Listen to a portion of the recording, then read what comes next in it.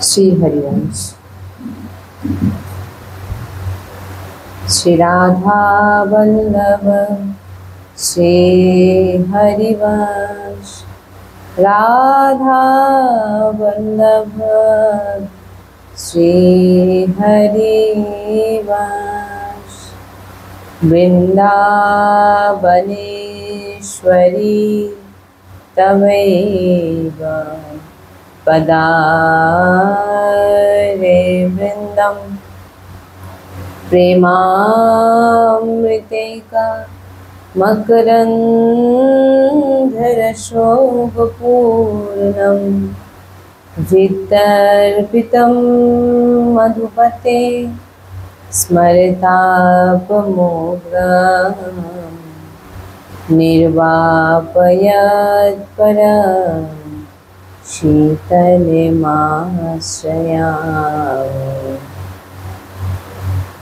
निरशुभनमोहनमूर्तिं विचित्रकेलिमहोत्सौल्लासितं राधाचरण विलोलिता रुचिराशिखण्ड हरिं वन्दे। श्री राधा वल्लभ लाल की जय। सद्गुरुदेव भगवान की जय। वृंदावन बरसाना धाम की जय। महाप्रभु श्री हरिवंशचंद्र जी महाराज की जय। समस्त सहचरी वृंद की जय। जय जय श्री राधेश्याम। जय जय श्री राधेश्याम। जय जय श्री राधेश्याम। जय जय श्री हरिवंश श्री हरिवंश। আমরা শ্রীমদ্ ভাগবতে ভাগবত মহাপুরাণে আজ আমরা পঞ্চম দিনে প্রবেশ করব। কালকে আমরা গোকর্ণজির মহিমা কথা আমরা শ্রবণ করেছিলাম এবং অতি পাপী ধুন্ধকারী কিভাবে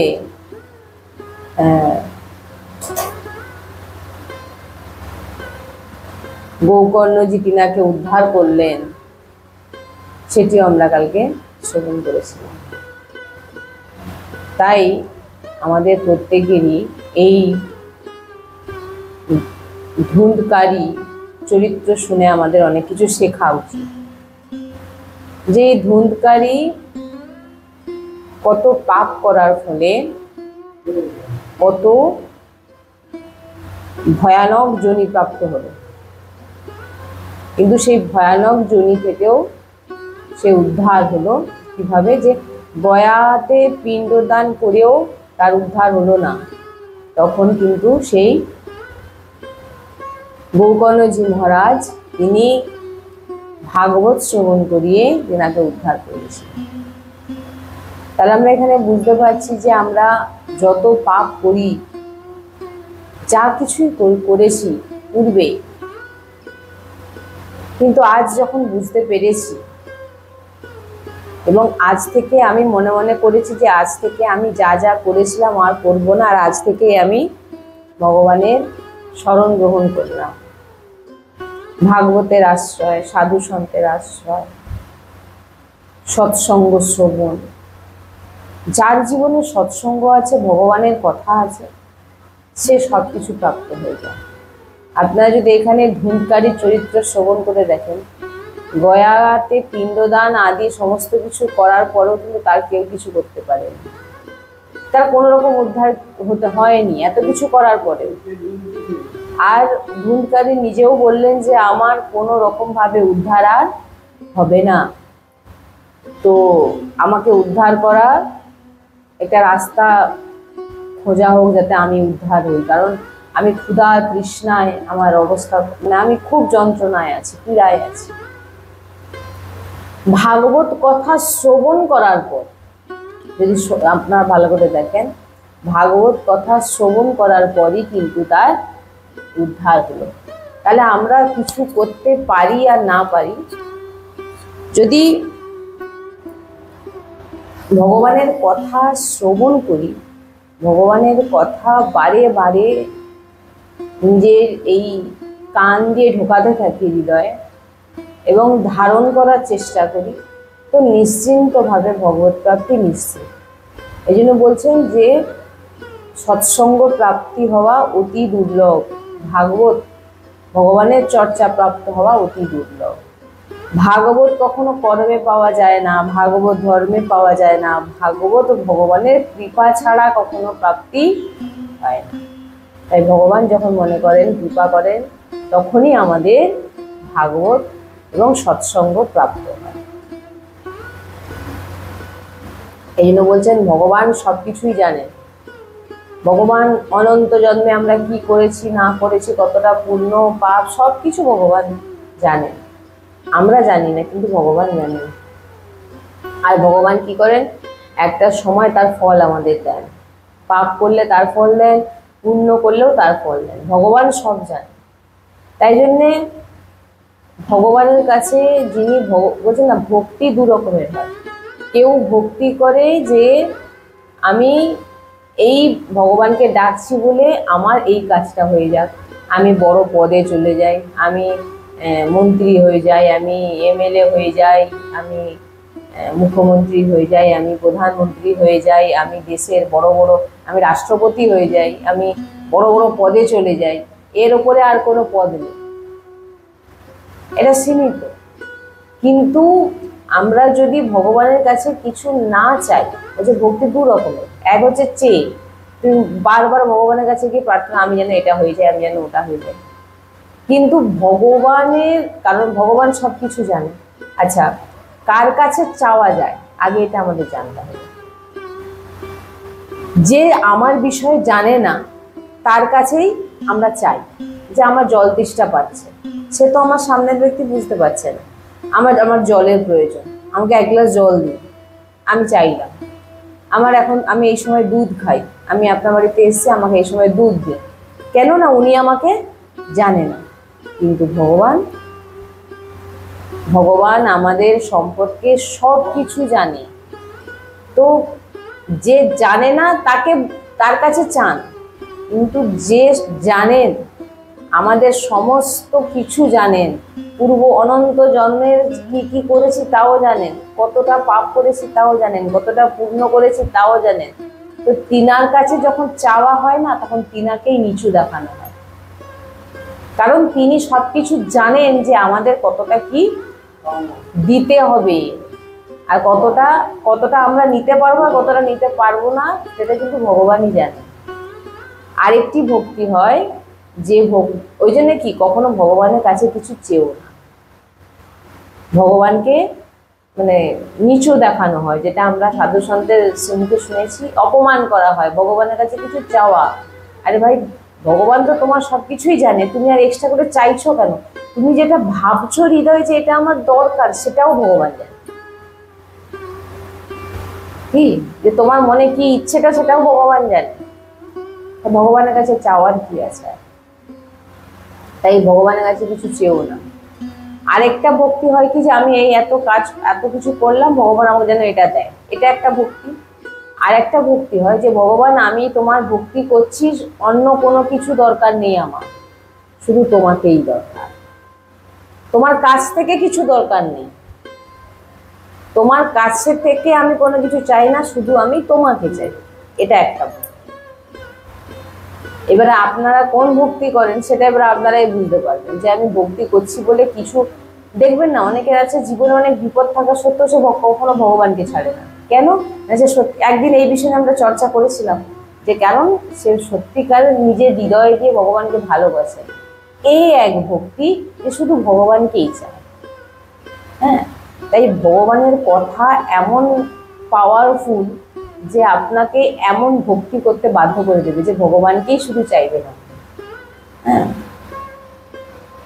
তাই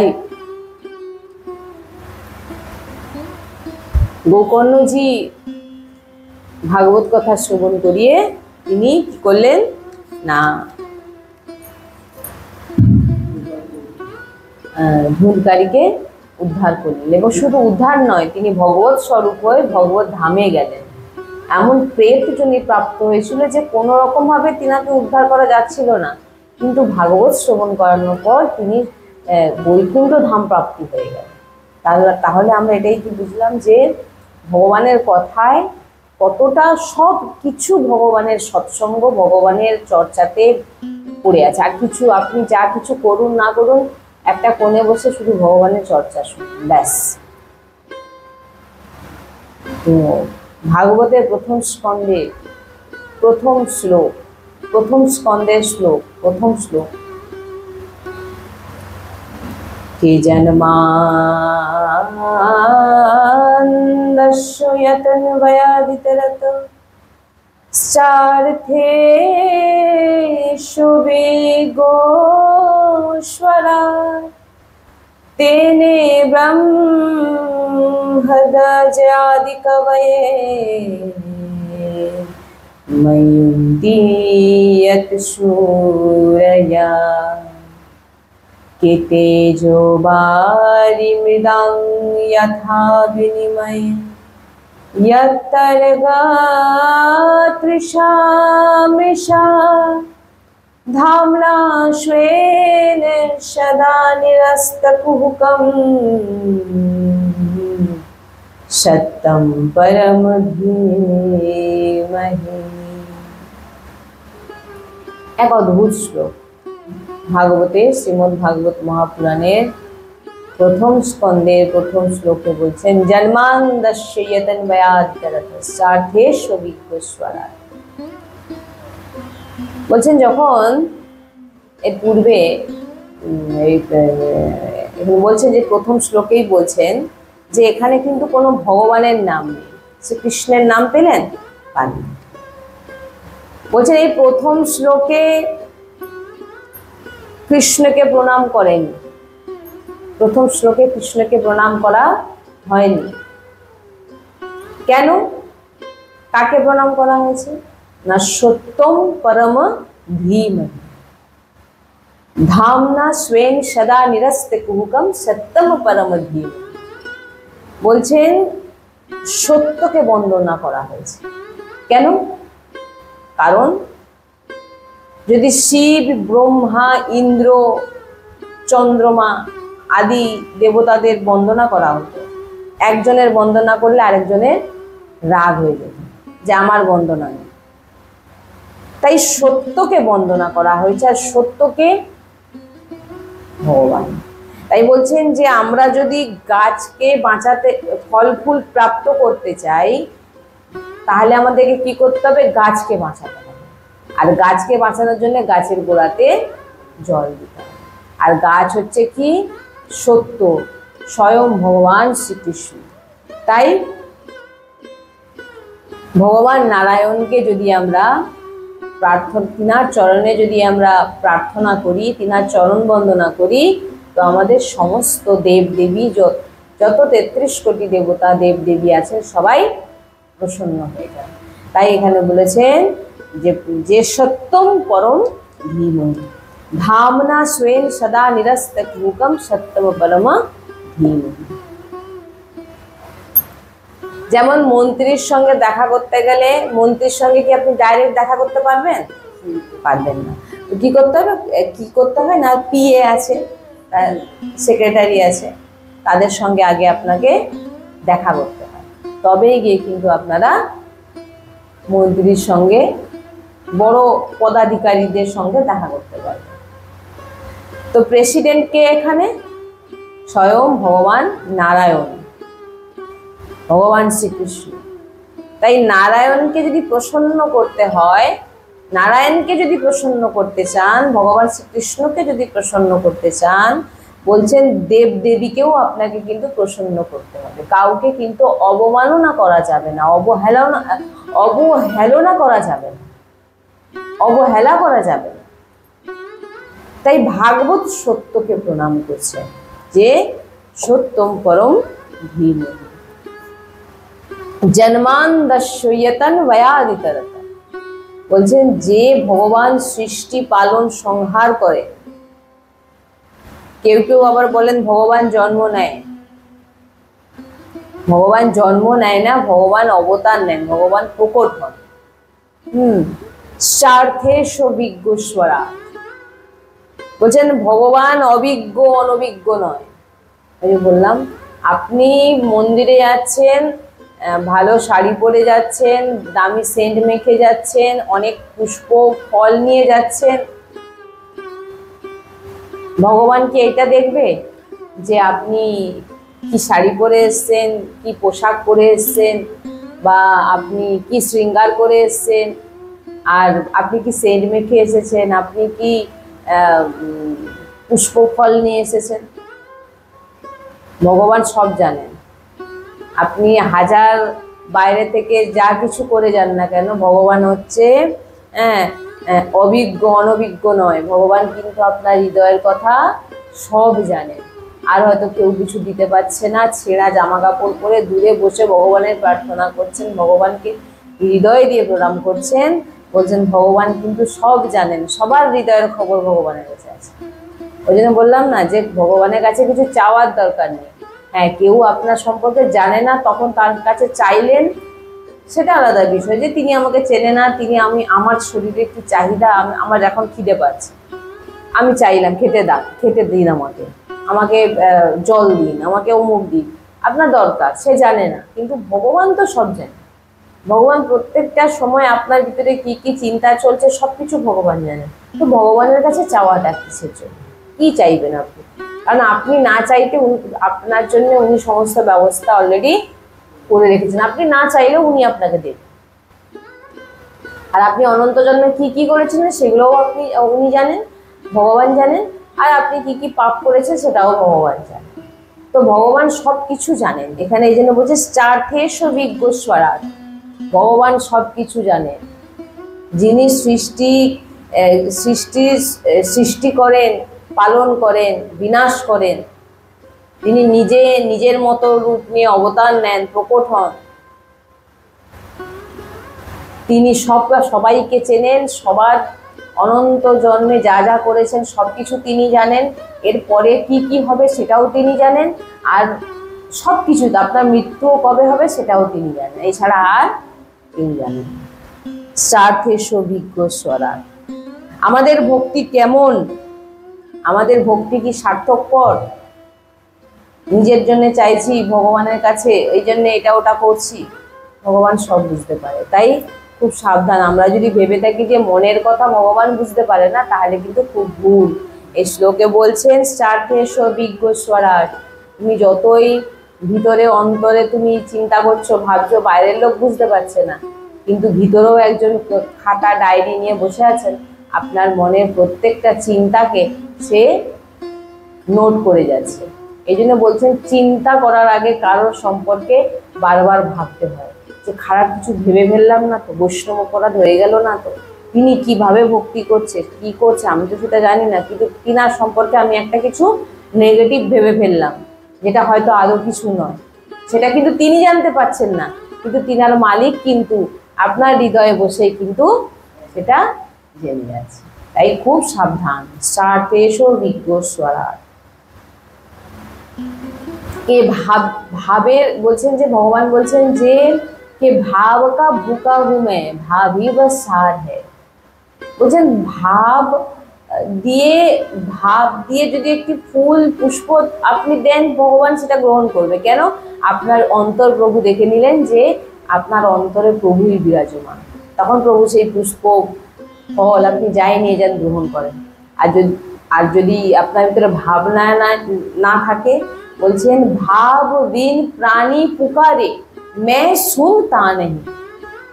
ভাব ছাড়া যদি প্রাণী আমাকে ডাকে, আমি সে যেটা তার পাওনা সে সবকিছুই পাবে, যার কর্ম অনুযায়ী যা কিছু সে সেগুলো তো ভগবান কিছু করবে, সবকিছুই পাবে। কিন্তু ভগবান কার দিকে দেখবেন? ভাব দিয়ে যিনি তিনাকে ডাকবেন। ভগবান বলছেন ভাববিন প্রাণী পুকারে। ভাব ছাড়া যদি প্রাণী ভগবানকে ডাকে, ভাব ছাড়া ভাব নেই দেখানোর জন্য, আমি এটা দেখো ভগবানকে এত এত এত দিচ্ছি, এ করছি, मैं सुनता नहीं, কোনো লাভ নেই। তুমি কতটা ভাব নিয়ে তার কাছে গেছো, ভগবান সেটাই দেখে। তাই এই শ্লোকে এটাই বলছে যে তুমি কি মনোভাব নিয়ে তার কাছে যাও, তিনি সব জানেন, সব বুঝতে পারেন, তাই তিনি অবিজ্ঞ, অনভিজ্ঞ নন। তেনে ব্রহ্ম হৃদয়বাদি কবয়ে ময়ূরী সুরায়, বলছেন যিনি ব্রহ্ম আদি দেবতাদেরকে তার লীলার দ্বারা মোহিত করেছেন, ব্রহ্মা থেকে শুরু করে যত দেবতা আছেন, তিনার লীলা, তিনার রূপ তিনি মোহিত করে দিয়েছেন, মূর্ছিত করে দিয়েছেন। তেজো বারি মৃদাং যথা বিনিময় যত্র তিসর্গ মিশা, বলছেন পঞ্চতত্ত্বকে যিনি তার লীলা দ্বারা পবিত্র করেছেন। ভগবানের লীলাকে, আমাদের শরীর কি কি দিয়ে, পঞ্চতত্ত্ব দিয়ে তৈরি। ভগবান বলেছেন এই পঞ্চতত্ত্বকে ভগবানই পবিত্র করেছেন, কিভাবে না তার লীলা দিয়ে। পৃথিবী, জল, বায়ু, অগ্নি আর আকাশ, আপনি ভগবানের লীলাতে দেখবেন ভগবান এই পঞ্চ যে তত্ত্বকে ভগবান তার লীলার দ্বারা পবিত্র করেছেন। জিতে জল পাবক গগন শরীরা পঞ্চরচিত আদি অধম শরীরা, বলছেন ভগবানের 3 প্রকারের সৃষ্টি হয়, যা কিছু দেখবেন 3 প্রকারের। ভূ ভুবা স্বর্গ, স্ত্রী পুরুষ নিপুণ যে সকলিঙ্গ যে হয়, ভূত ভবিষ্যৎ বর্তমান, এখানে বলা আছে নির্গুণ, শতগুণ, রজগুণ, ত্রিতাপ, সব কিন্তু 3টি। মানে বলছেন যে যত্র ত্রিসর্গ মৃষা, যত্র ত্রিসর্গ মৃষা, শ্লোকে বলছেন যে তেজো বারি মৃদং যথা বিনিময়ে যত্র ত্রিসর্গ মৃষা। ভগবান বলছেন যে ভগবানের 3 প্রকারের সৃষ্টি হয়, সব দেখবেন আপনি, সৃষ্টি, পালন আর বিনাশ। ভূ ভুবা স্বর্গ, স্ত্রী পুরুষ নিপুণ সকলিঙ্গ মানে অন্য লিঙ্গ, ভূত ভবিষ্যৎ বর্তমান, নির্গুণ শতগুণ রজগুণ, যে ত্রিতাপ, সব কিন্তু সব কিন্তু আমরা জানি, এগুলো সব আছে, আমরা জানি না এগুলো, কিন্তু এখানে বলছেন এই 3 প্রকারের সৃষ্টিকে কিন্তু আপনি দেখতে পাচ্ছেন। দেখতে পেলেও কি হবে, এখানে একটি শব্দ ঢুকিয়ে রেখেছেন যে যত্র ত্রিসর্গ মৃষা। মৃষা মানে হচ্ছে মিথ্যে, আর অমৃষা মানে হচ্ছে সত্য। তাহলে এখানে কি বলছেন, যত্র ত্রিসর্গ মৃষা, মানে 3টি যে সৃষ্টি ভগবান, মানে সবকিছু 3টি যে সৃষ্টি, এ সব কিছুকে আমরা সত্য দেখলেও এগুলো কিন্তু সব মিথ্যে। আপনি যা দেখছেন এ সবই কিন্তু মিথ্যে। ত্রিসর্গ মৃষা। ধামনা স্বয়ং সদা নিরস্ত কুহুকম সত্যম পরম ধীমহি, এক সত্য আর এক হয় পরম সত্য। তাই আপনার সামনে যা যা কিছু ঘটছে, যা কিছু হচ্ছে, সব কিছুতে বলছেন মানিয়ে নিন, নিজেকে মেনে নিন। হয়তো আপনার অনেক কঠিন পরিস্থিতি, আপনি হয়তো জিনিসটাকে মানতে পারছেন না, কিন্তু আপনাকে মানতে হবে। আর ভগবান আপনাকে অতটাই সহ্য করার মানে বস্তু দেবেন যতটা আপনি নিতে পারবেন, তার বেশি আপনাকে দেবেন, জানেন এই আর কিন্তু নিতে পারবেন। তাই জন্য বলছেন যে যা কিছু হচ্ছে সব কিছুকে প্রভুর ইচ্ছা মনে করে প্রসন্ন থাকে, প্রভুর ইচ্ছা মনে করে প্রসন্ন থাকে। তাই ধামনা স্বয়ং সদা নিরস্তে কুহুকম সত্যম পরম ধীমহি, এক হচ্ছে সত্য আর এক হচ্ছে পরম সত্য, না এক হচ্ছে সত্যম পরম ধীমহি, এক হচ্ছে সত্য আর এক হচ্ছে পরম সত্য। সত্য হচ্ছে ভগবান, সত্য যদি ভগবান হয় তাহলে পরম সত্য কি? সত্য তো আমরা প্রথমে কি শুনে আসলাম, সত্যম পরম ধীমহি, সত্য হচ্ছে কে? ভগবান স্বয়ং। তাহলে পরম সত্য কি? পরম সত্য হচ্ছে ভগবানের থেকেও বড় ভগবানের নাম। সত্যম পরম ধীম। তাই সত্য হচ্ছে সৃষ্টির আগে ও ভগবানের নাম ছিল। দেখুন, সত্য হচ্ছে ভগবান, যিনি সৃষ্টির আগেও ছিল, এবং আমি যখন ছিলাম না তখনও ভগবান ছিলেন, এখন আছি এখনো আছেন, আর আমি যখন থাকবো না তখনও ভগবান থাকবে। তাই জন্য ভগবানকে সত্য বলা হয়েছে। আর সৃষ্টির আগেও ভগবানের নাম ছিল, পরেও ছিল, এবং প্রলয়ের পরেও থাকবে। কিন্তু থাকবো না শুধু মিথ্যে মৃষা, মানে থাকবো না কি আমরা, এই সৃষ্টি থাকবে না। এগুলো সব যে দেখছেন এখানে বলেছেন যে ত্রিস্বর্গ মৃষা, সব মিথ্যে দেখছেন, এগুলো কিন্তু কিছুই কিন্তু সত্য নয়, আর কিছু থাকবেও না। সত্যকে না স্বয়ং ভগবান, আর পরম সত্য হচ্ছে ভগবানের নাম। তাই কৃষ্ণের যখন জন্ম হয়নি তখনও হরে কৃষ্ণ কৃষ্ণ কৃষ্ণ হরে হরে, হরে রাম রাম রাম হরে হরে, হ্যাঁ, মানুষের যোগ এই মন্ত্র ছিল। এবং কৃষ্ণের জন্মের পরেও এই মন্ত্র ছিল। আর কৃষ্ণের লীলাও যখন শেষ বিশ্রাম দিয়ে যখন তিনি ধামে গেলেন তখনও এই মন্ত্র এখনো চলছে। আচ্ছা, কৃষ্ণ অবতারের যে কথা সেটা নাহলে আমি বাদ দিলাম, যে ভগবান যে সত্যই যে তিনি প্রকট হওয়ার আগেও ছিলেন, এখনো আছেন, পরেও থাকবেন, সেটা নাহলে ভগবান শ্রীকৃষ্ণের কথা আমি বাদই দিলাম। কল্কি অবতারের কথা, এখন তিনি কল্কি অবতার হননি, এখন আমরা জানি হবে, কল্কি অবতারের সময়ও হবে। তাহলে ভাবুন যে অন্তের শেষে একটাই পরিণাম, রাম সে বড়া, রামের থেকে বড় রামের নাম, রাম সে বড়া রাম কা নাম। আমাদের কাছে কি কল্কি অবতার আছেন? কি আছে? কল্কি ভগবানের নাম আছে। আপনি এখন কি কল্কি ভগবানকে দেখতে পাচ্ছেন কি? কিন্তু আপনার কাছে কি আছে? পরম সত্য কেন বলা হয়েছে? বলছেন যে সত্য তো ভগবান, কিন্তু পরম সত্য হচ্ছে ভগবানের নাম। কারণ এখনো কল্কি অবতার হয়নি, আপনি কিন্তু কল্কির নাম জানেন। জানেন কি জানেন না? হ্যাঁ, জানেন তো, কল্কির নাম জানেন তো, কল্কি অবতার হবে, এক সময় হবে। তার মানে যে লাস্টের একটাই পরিণাম আসলো কি, রামের থেকে বড় রামের নাম, ভগবানের থেকে বড় ভগবানের নাম।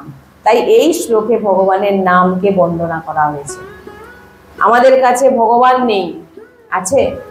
আমাদের কাছে কি আছে? পরম সত্য আছে। আমাদের কাছে আমরা সত্যকে ডাকছি, কিন্তু আমাদের কাছে সত্য নেই, আমাদের কাছে পরম সত্য আছে, সেটা হচ্ছে ভগবানের নাম, যেটা ছাড়া আমাদের কাছে আর কিছু নেই। আছে কি? তাই নামকে বিশ্বাস নিয়ে, নামকে ডেকে ভগবানকে আমরা উপলব্ধি করি, ভগবানকে আমরা অনুভব করার চেষ্টা করি ভগবানের নাম নিয়ে। এইরকম রূপ, এই শাস্ত্রই আমাদের ভগবানের রূপ জানিয়েছে আদি।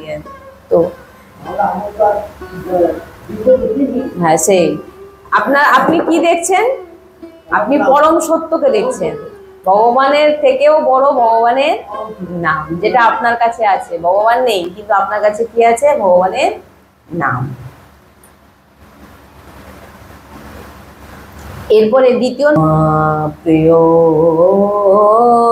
কৈতব হত্র পরম নির্মৎসরানাম শতাম কিবেদ্যম বাস্তবমত্র বস্তু শিবদম তাপত্রয়মূলনম श्रीमद् भागवते महामुनिगते किंबा परमेश्वरः सद्यो हृद्यो वरुद्धते हत्र कृतिभिः शुश्रूषुभिस्सत्थनाम्। श्रीमद् भागवतेर प्रथम स्कंदे द्वितीय श्लोके बोलছেন के धर्म प्रयोजित कैतव हत्र परम निर्मत्सरानाम शतम। যে আমরা ভাগবত শুনবো, ভাগবত শুনতে বসেছেন, তো প্রথমে আগে এই জিনিসগুলো আপনাকে জানতে হবে। কি? না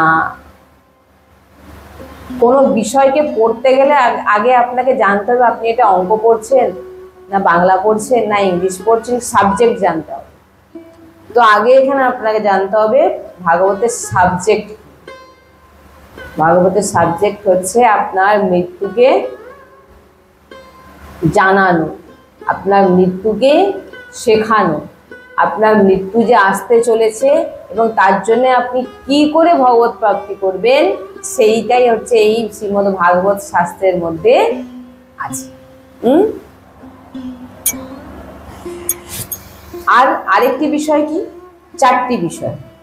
আরেকটি হচ্ছে অধিকারী, ভাগবত শোনার অধিকারীকে, কে ভাগবত শুনতে পারে। আর ভাগবত যে শুনছেন সেটা শোনার প্রয়োজন কি, কেন শুনবেন, আর ভাগবত শোনার প্রয়োজন কি জানার পর আপনি ভাগবত শুনে কার সঙ্গে সম্বন্ধ জুড়বেন, এই চারটে বিষয় আপনি জানবেন এই শ্লোক। কঠিন ভাষা একটু হয়, কিন্তু মন দিয়ে যদি আমরা শুনতে পারি তো খুব সহজই ভগবান আমাদের কৃপা করে ঠিক সব বুঝিয়ে দেন। যে শ্রীমদ্ ভাগবত আমাদের যে মনের ভিতরে যে রাগ আছে, হিংসা আছে, আমাদের ক্রোধ আছে, অনেক রকম তাপ আছে, বলছেন এই সমস্তকে শ্রীমদ্ ভাগবতের সামনে বসে যখন এই সাবজেক্টকে আপনি শুনবেন, আপনার ভিতরের এই কাম ক্রোধ লোভ, এই যে জ্বলন অশান্তি হিংসা, এই সমস্ত কিছুকে কি করবে শ্রীমদ্ ভাগবত টেনে বার করবে। টেনে বার করে আপনাকে কি বানাবে না, নির্মল মঞ্জন সো মোহে পাওয়া মোহে কপট চলে ছিদ্রে না ভাবা। আপনাকে কি করবে, নির্মল মন করে দেবে। এখন আমাদের মন নির্মল নেই, কখন নির্মল হবে, যখন এই শ্রীমদ্ ভাগবত সাধু সন্তের সঙ্গ সৎসঙ্গ শুনবেন, তখন আপনার ভিতরে যে আপনাকে নষ্ট করছে যে রোগ, কাম ক্রোধ লোভ হিংসা জ্বালা অশান্তি, এই সব কিছুকে ভাগবত কি করবে, সৎসঙ্গ কি করবে, ভগবানের চর্চা কি করবে, টেনে বার করে ফেলে দিয়ে নির্মল মন করে। আপনি যদি কোথাও বাস করতে যান, সেই ঘরটাকে তো আপনাকে আগে পরিষ্কার করতে হবে। আপনি তো আর নোংরা ঘরে থাকতে পারবেন না, আর সেই ঘরকে পরিষ্কার করার জন্য আপনাকে কি করতে হবে, হ্যাঁ, আপনাকে ঝাঁটিয়ে পরিষ্কার করতে হবে, ঘরটাকে আগে ঝাঁটিয়ে পরিষ্কার করতে হবে, তারপরে আপনি সেই ঘরে গিয়ে থাকতে পারবেন। তো আপনি ভাগবত শুনে কি করবেন, আপনার হৃদয়ের মধ্যে যে যত নোংরা জিনিস আছে, কাম ক্রোধ লোভ, সব ঝাড় দিয়ে পরিষ্কার করে দেবেন, দিয়ে আপনার ওই জায়গাটাকে নির্মল নরম শৌখিন করে দেবেন। এবং সেখানে সেই হৃদয় যখন নির্মল হয়ে যাবে, তখন কি হবে, ভগবান আমাদের হৃদয়ে পরম ধর্মের এক বীজ বুনে। এবারে কি হলো, যে আপনি ভক্তির দিকে এবারে আপনি এগোবেন। নাহলে আপনার ভিতরে এই সমস্ত জিনিস থাকলে ভক্তি দেবী কখনো আপনার ভিতরে আসতে পারবে না। ভাগবত কি করে, পরলোক যাওয়ার জন্য আপনাদের পুরোপুরি তৈরি করে দেয়।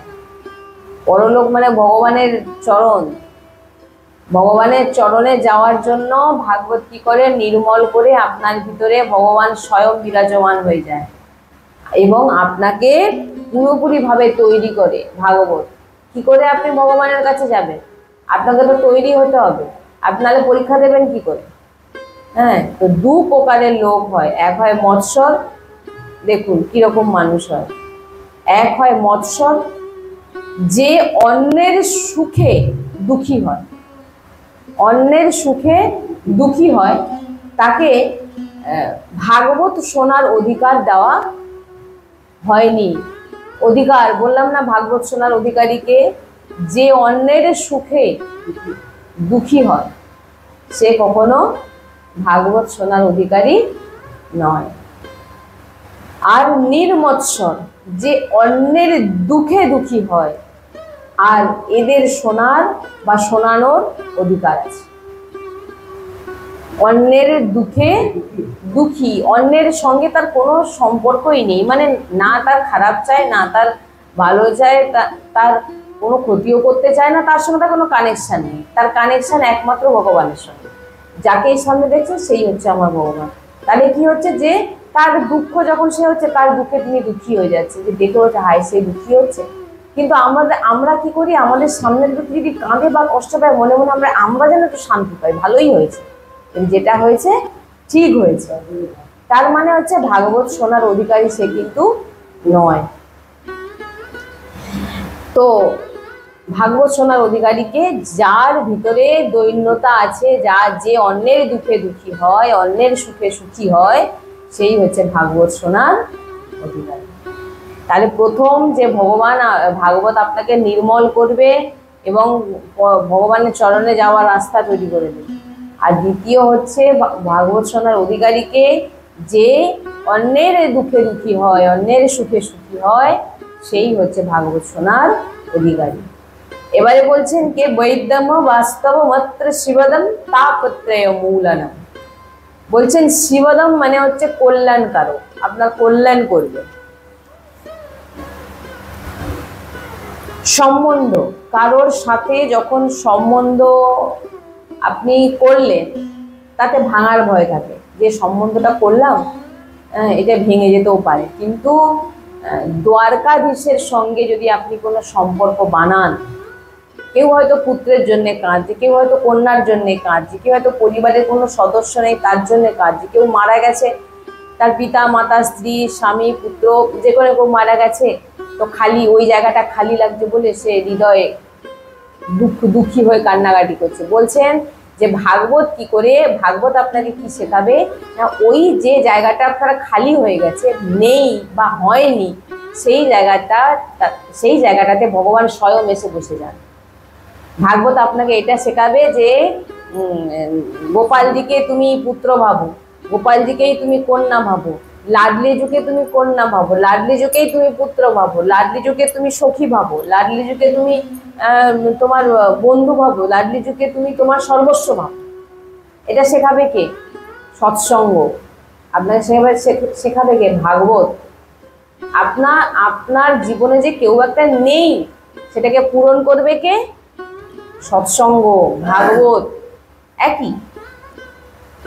সৎসঙ্গ মানে ভাগবতের কথাই, ভগবানের চর্চাকেই শোনানো হয়, আপনার জীবনকে পরিবর্তন করার রাস্তা দেখানো হয়।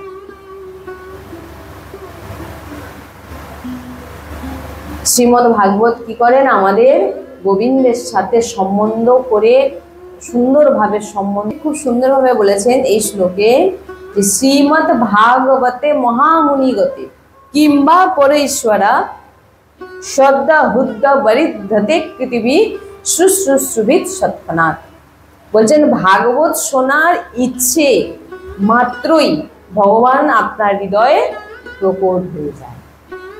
যে আমি প্রতিদিন ইউটিউব চ্যানেলে ভক্তি রাস্তার যে চ্যানেল আছে, তাতে প্রতিদিন ভাগবত শোনানো হচ্ছে। এখন আমাদের এই টাইমে শুনতেই হবে, এই যে ইচ্ছে, বা রাধা কৃপা নামে ভাগবত এখন চলছে, আমরা সাক্ষাতে শুনবো, আমরা শুনতে যাব, এই যে মনের ইচ্ছে।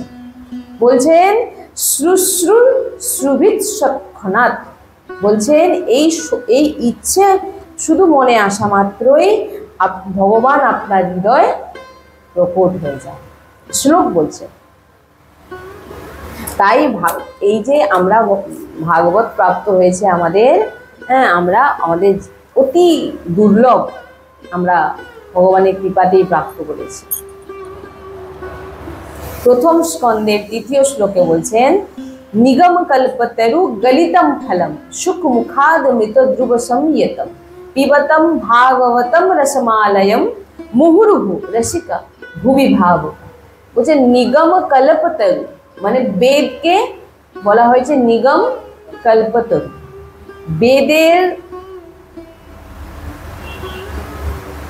বেদ রূপী গাছের পাকা ফল হচ্ছে ভাগবত। কি বললাম? গাছের মধ্যে কি রস আছে? তাহলে জ্ঞান ভক্তি বৈরাগ্য আর জ্ঞান, বেদ শোনানো গীতা শোনানোর পরেও কেন উঠে পড়তে পারলো না? মনে ওইটাই হচ্ছে মেন। আপনি কানেকশন জুড়ুন যে হ্যাঁ সেইটা আমি শুনেছিলাম, এটা ভাবা মেন। নিগম কল্পতরু, বেদ হচ্ছে, বেদ রূপী বৃক্ষের পাকা ফল হচ্ছে একদম পাকা ফল। যে পাকা ফলে যদি পাখি একটু তার ঠোঁট মেরে দেয়, গল গল করে রস পড়তে থাকে, তাকেই বলা হয় শ্রীমদ্ ভাগবত মহাপুরাণ। সেই ফল, এমন পাকা ফল, বলছেন পিবতম, পিবতম ভাগবতম রসমালায়। বলছেন এই বেদ রূপী বৃক্ষের এই যে পাকা ফল আপনি পান করবেন, কার শ্রীমুখ থেকে? সুখ মুখাদমৃত ধ্রুব সংগীতম, সুখদেবজির শ্রীমুখ থেকে। হ্যাঁ, মানে যিনারাই ব্যাসাসনে বসেন আর কি, মেন তো সুখদেবজি বক্তা। হ্যাঁ, তো সুখদেবজির এখানে বলছে নিগম কল্পতরু গলিতম ফলম, নিগম কল্পতরু বেদের পাকা ফল, গলিতম ফলম বেদের পাকা ফল শ্রীমদ্ ভাগবত মহাপুরাণ। সুখ মুখাদমৃত, সুখদেবজির শ্রীমুখ থেকে শ্রবণ করে, পিবতম ভাগবতম রসমালয়, পিবতম মানে পান করুন সুখদেবজির শ্রীমুখ থেকে, ব্যাসরূপী সুখদেবজির শ্রীমুখ থেকে ব্যাসদেবজি মানে ব্যাসাসনে বিরাজমান সুখদেবজি আপনাকে কি পান করাচ্ছেন না? বেদরূপী বৃক্ষের পাকা ফল, ফলের শুধু ফল নয়, ফলের যে রস, পিবতম, চিবিয়ে চুষে খেতে বলছে না। আমকে আমরা কি চুষে খাচ্ছি? বলছে চুষে খেতে না, বলছে পিবতম, বলছেন মুহুর্মুহু রসিকে ভাব ভুবি ভাবুকা, পিবতম রসমালায়। এই যে ভাগবত শুনছেন, আপনাকে কি খেতে বলছে? রস পান করতে বলছে। আটি নয়, আটার ভিতরে কোনো কিছু অংশ নাই, বলছে রস পান কর। সুখদেবজির শ্রীমুখ থেকে নিশ্চিত যে ভাগবত রূপী বৃক্ষের, এই বেদ রূপী বৃক্ষের ভাগবত রূপী পাকা ফলের রসকে পান করতে বলছেন, ভরে ভরে পান করতে বলছেন। পিবতম রসমালায়। তাই জন্য বলছেন পান যে করবেন, কি দিয়ে পান করবেন? বলছেন শ্রবণ পুটেষু সমৃতম। এই কানের আমরা তো ভিতর দিয়ে শুনি। আমি এক বৃন্দাবনের এক মহাপুরুষের সিংকে শুনেছিলাম যে কান তো আমরা ভিতর দিয়ে শুনি, বাইরের এই অংশটা কেন? এটা কেন? এটা তো নাও রাখতে পারত, এটা কেন রেখেছে?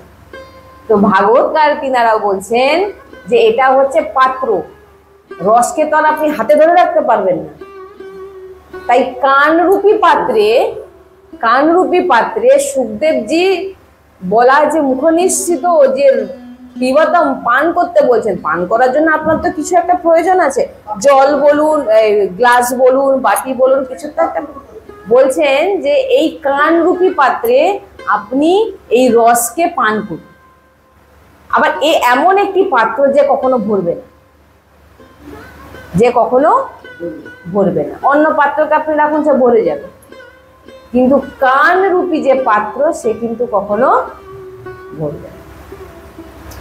তাই বলছেন যে এই কানরূপী পাত্র দিয়ে শ্রীমদ্ ভাগবতকে শুধু পান করে যান, শুধু পান করে যান, শুধু পান করে যান।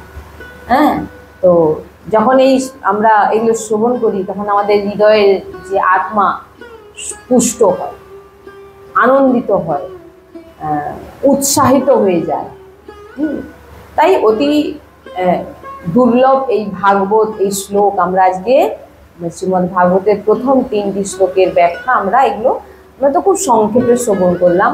বলছেন একটা শ্লোকের ব্যাখ্যাই হয়তো 1 মাস লেগে যাবে, যদি এরকম ভাবে শোনা যায় 1 মাস লেগে যাবে। তবুও আপনি ব্যাখ্যা বলা শেষ করতে পারবেন না। যিনারা পণ্ডিতগণ, মহাপুরুষগণ আছেন, তিনারা এমন ভাবে বলবেন যে 1 মাসও শেষ করতে পারবেন। আমরা তো সংক্ষেপে সংক্ষেপে শুনে শুনে যাচ্ছি সবকিছু। তো নৈমিষারণ্যে 28,000 ঋষি প্রশ্ন করছেন সূর্যকে যে কিম শ্রেয়া, ভগবানের অবতার নেওয়ার কারণ কি? শাস্ত্র সার কাহা, শাস্ত্রের সার কি? শাহ অবতার প্রয়োজনম, ভগবানের এত অবতার নেওয়ার প্রয়োজন কি ছিল? কিম কর্মা, অবতার যে ভগবান নিয়েছেন, নেওয়ার পর তিনি কি করেছেন অবতার নিয়ে?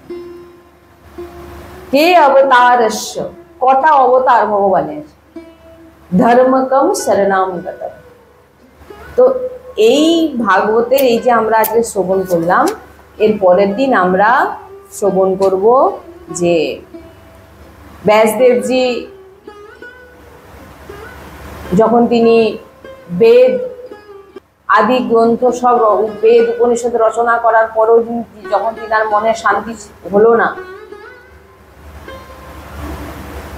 দেখছেন সামনের যে যত মনুষ্যগণ আছেন তারা জীব ব্যভিচারে ব্যস্ত, কোনো রকম তাদের কোনো কল্যাণ হচ্ছে না, মুখ অপ্রসন্ন চিত্ত নিয়ে যখন বসে আছেন, নারদজি এসে তিনি জিজ্ঞাসা করলেন যে তোমার এই অপ্রসন্নতার কারণ কি? তখন তিনি বললেন ব্যাসদেবজি যে আমি এত বেদ উপনিষদ সবকিছু রচনা করার পরেও আমি কিন্তু জীবের কল্যাণ করতে এখনো পারিনি। তখন নারদজি তিনার পূর্বজন্মের কথা শোনালেন। তিনি ছিলেন একজন দাসী পুত্র। নারদজি পূর্বজন্মে কি ছিলেন? একজন দাসী পুত্র, একজন দাসীর পুত্র ছিলেন। নারদজির পিতা অল্প বয়সেই মারা যায়, মানে নারদজি তখন ছোট, তখন মারা যায়।